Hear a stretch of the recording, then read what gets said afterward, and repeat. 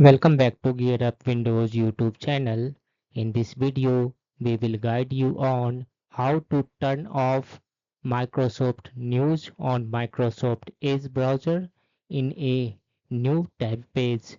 When you open Microsoft Edge browser and you open a new tab, you will find news feeds something like this where you can find updates about a stock market, weather, etc.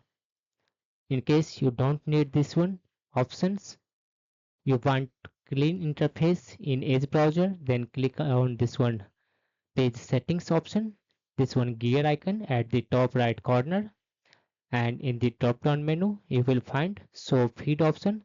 Just turn off this one toggle switch and you will see a clean look of Microsoft Edge browser. That's all about this video. If you are new to our channel Gear Up Windows, kindly subscribe it. And if you love this video, press thumbs up. Bye bye.